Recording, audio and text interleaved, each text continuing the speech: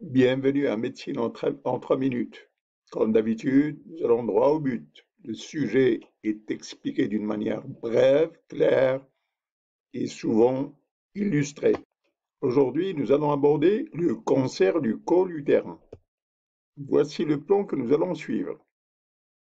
Introduction, épidémiologie, les facteurs de risque, la physiopathologie, le frottis de Papa Nicolaou, la différence entre cytologie et histologie, la zone de transformation.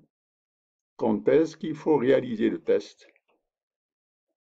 Quel suivi faire pour le frottis?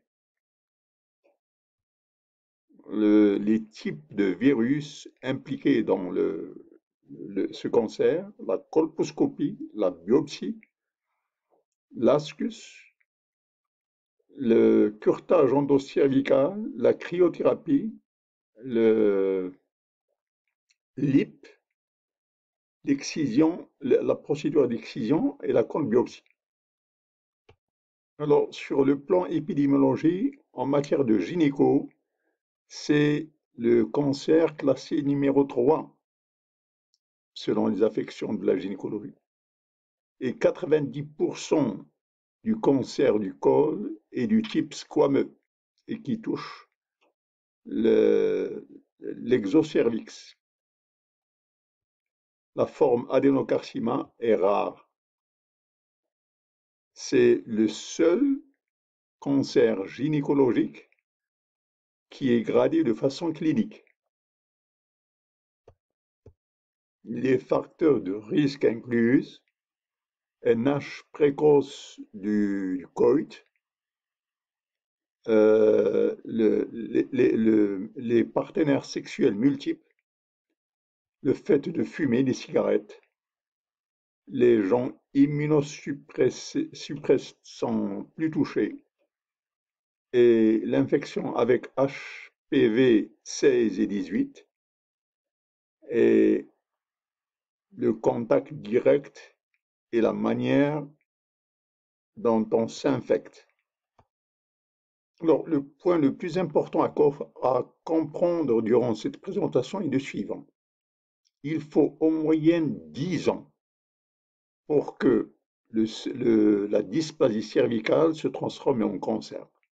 C'est une longue période de temps. Alors, ce délai de 10 ans est utilisé à bénéfice pour le dépistage et la prévention du cancer.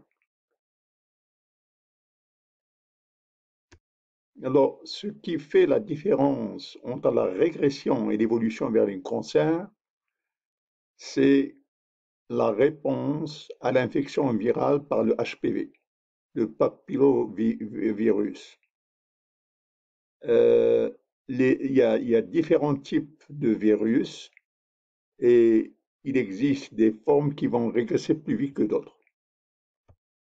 Alors, les types papillomavirus type 6 et 11 vont régresser dans 65%, alors que le HPV 16, 18 et 30, ils sont stationnaires de 20% et ils vont progresser dans 15% vers un cancer.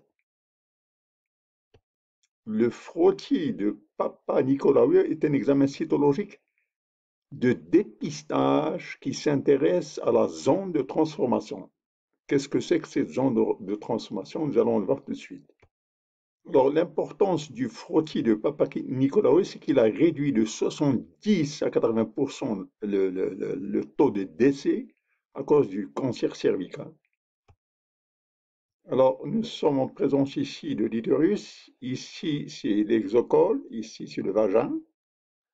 Alors, cet épithélium ici est l'épithélium cylindrique, columnaire épithélium.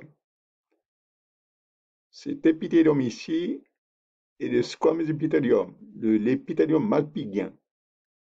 Et cette zone entre les deux épithéliums est la zone de transformation.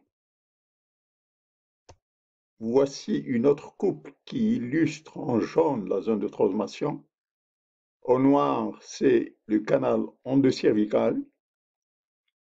Alors, en rouge, c'est l'épithélium malpigien.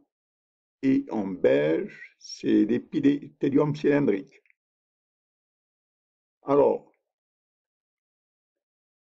il y a en contact à l'âge de la puberté,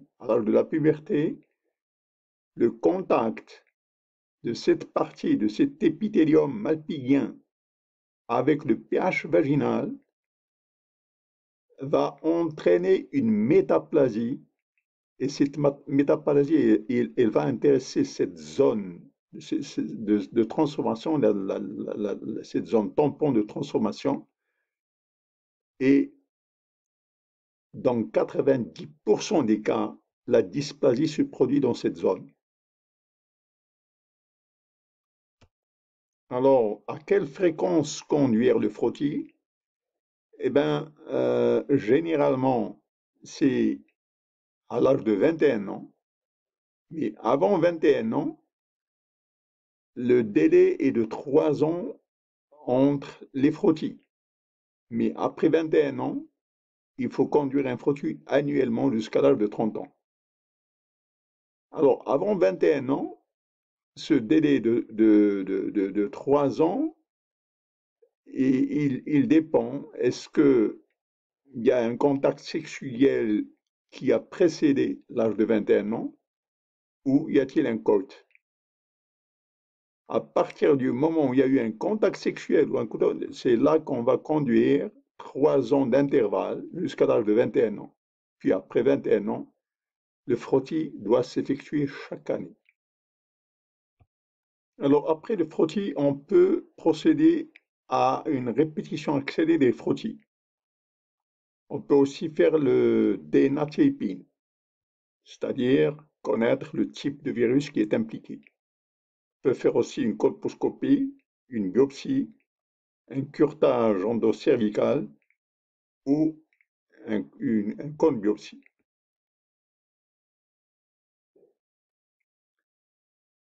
Ces différentes étapes seront l'objet de la prochaine vidéo.